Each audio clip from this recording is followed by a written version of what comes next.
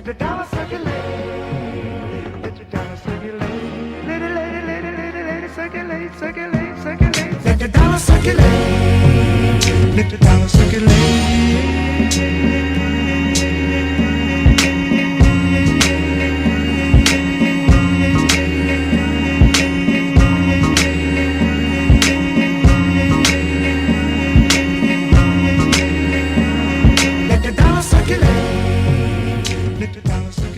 That was something I didn't know that I had to cleft foundation. You know, it was spoken to me there. You are a prophetess. You are a prophetess. Because there are a lot of revelations that I give some people that I have no knowledge of. You know, I remember the first time I was at the Cleft Foundation, and I was assigned a young lady, and her young. She was very young, and her one of the members there was sort of dating. And as I prophesied to her, I didn't make it known, because some things you don't embarrass no one. That's not of God. You don't embarrass someone. Certain things you don't say. He'll tell you. You take them to a side. Some things are in private. It's called respect. That's common sense. And I put her to the side and I told her, I said, you're pregnant. Whoa. And she said, well, I haven't told him. I just found out. And the young man that she was expecting with was happened to be right there in the service. I didn't know. She was standing next to me. And I told her, I said, I hear 2 heartbeats. And she said, well, I don't know about that. Let me get your number. I gave her my card. I think 3 weeks later she called me back and she said, well, they told me I'm pregnant. I do have twins. Wow. That's the Holy Spirit. It will tell you things to come. Things to come. He will show you things to come. John 16:13. 16:13. And 14. I'm reading 14. He shall glorify me, for he shall receive of mine, and shall show it unto you. Yes. And the things to come. So you knew that she was pregnant, and so you were able to tell her before she really knew. You know what? I was afraid to tell her because I was new at this. I wasn't. I hadn't been. Your gift has to be channeled. That's one of the gifts. And my gift wasn't channeled. I was new at this. I was afraid. And I said, I'm not going to tell her. And the first thing I saw, I just told her, I said, you're expecting. And I waited, a while later and told her little by little. I was afraid to tell her the whole thing. Amen. I hate to her heartbeat. And then when she called me a while later, she said, well, I went to her ultrasound too, And I told her, I said, one's going to be bigger than the other. One's going to have health problems. I was going to be fine. But the other's going to be fine too. Just give me a little bitty TLC along the way. And she said, Carol, just like you spoke it, one of them stayed in the hospital. I brought one home. Wow. I haven't seen her. I still go to the Cleft Foundation, but I haven't seen her around. As a matter of fact, those are one of the pastors in Cleft Foundation. Those are his grandchildren. Wow. I haven't seen her. And I didn't ask. I was just there 3 weeks ago. I didn't ask anyone, where is that young lady? Because I don't even remember her name. Just when you know the Holy Spirit is really working through you. Talk about it. It's not called gossiping or trying to get in somebody's business. You're just speaking the word that was given to you. Not to add or delete. Amen. But exactly as he gave it to you. Makes you a true prophet of God. Amen. The Lord, when you were talking about honing your spirit, I tell you how to do it. And it started happening to me. The Lord would give me utterance. He would tell me to go speak to someone and go talk to people. And I'm a waitress at this point right now. So I would go and, tell them certain things or whatever. Just sometimes there is no easy way to tell these people things. You know what I mean? I know. But if I'm serving them, then how I know it's him is because I'll be like, oh no. Oh, no, I don't want to say that. I shouldn't be going up to him saying that. But then that is how I know that it is the Lord. Because how would I know anything about this person? How would I know anything? And it's important things the Lord wants you to tell the people. But honing it is true. Yes. Okay, so I had, God is funny. He jokes with me all the time. Yes. And I love it. He's very funny. Explain it. People don't understand it. God, he has a sense of humor. God's funny. He will tell you things and show you things. I mean, if you're open to looking for it and you need to laugh, God will make you laugh. You just got to ask Him, Yeah. Father, I'm not feeling good today. Can you please make me laugh? Tell me something. Speak to me, Lord. And you know what? You don't even have to say that because God knows you. Yes. He knows you. So just be open and just be looking for it. Look for His happiness. So what He had told me one day was, it was two things about the Bible. He told me my friend Gertrude, I was standing next to her, and he says, she has a really pretty Bible. And I laughed to myself because he had been having me go up to different people all day. And I was starting to be like, okay, Lord, I don't want to seem weird. But, I just said, hey, Gertrude, you got a really nice Bible, don't you? It's real pretty, huh? She said, yeah, it is. So I laughed to myself like, Lord, that didn't make no sense. Why you have me say that? But I had to say it to check it to say, okay, is this the Lord? Yes, it is. Yes. So I served this man lemonade and a drink, and he was waiting for his future fiance to come in. I didn't know that's who he was waiting for, but got everything together. And as soon as I looked at him, the Lord said, he reads his Bible a lot. A lot. So specific, the truth. He tells you what to say, and it's only going to speak the truth. He's only going to tell you that. So I went in the kitchen, I'm getting soup, thinking about it, because I know that word was not for me. It wasn't a joke for me to say, hey, you read, I'm supposed to tell this man this, and the Lord's going to either have me speak or He's going to speak to me. Yes. Like I said, it's not really an appropriate time to say things, what I'm saying, between you want some cheese on your salad or you want soup and salad, it's like that. But yes. So I put down his drinks and I said, you read your Bible a lot, huh?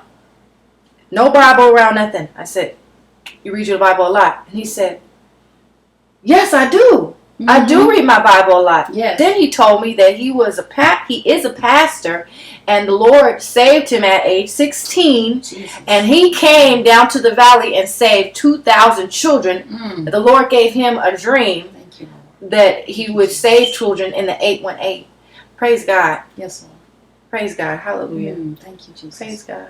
Yes, Lord. Praise God. So when his fiance came in, he said, you know what she said to me? The Lord told her to say, you read your Bible a lot. A lot. You cannot leave nothing off. When the Lord tells you to say it, just say it. You'll feel so much better. Yes, you will. Just like a... It is. Yes. It is. I went to Dr. Michelle Corral. She's a lady prophetess. And she was saying, grieving the Holy Spirit. You don't want to grieve the Holy Spirit, which it shakes up the Holy Spirit, and it's almost like you're making it depart from you in a way. Mm-hmm. And I feel like when I don't want to do what the Lord has asked me to do or say something to someone, I think that's when the Holy Spirit is grieved, because I feel heavy and it almost feels like a worry, like, oh no, I'm not doing what I'm supposed to do. Inside of me, it's internal talking. Yes. I can be doing everything fine, speaking to people, laughing and smiling, but when I'm not doing what the Lord told me to do, I don't feel right on the inside. You don't feel right. You get like a sickness in your stomach. You feel blank. Right. I know. I feel blank. Right. Like I'm just, where am I? I'm just and here. Unsure. I feel so unsure. Mm-hmm. Like, Father, guide me. I don't know what I'm doing right now. Honing the skills is doing what He says. Even if it's something so small, just saying, like the Spirit gives you the word. It may be a paragraph. It may be just a sentence. Yes. Hey, you read your Bible a lot, don't you? But you'll know when it's the Lord. And that's honing your skills. That's honing your skills as a prophet, when the Lord uses you to be that prophet. Right. That's right.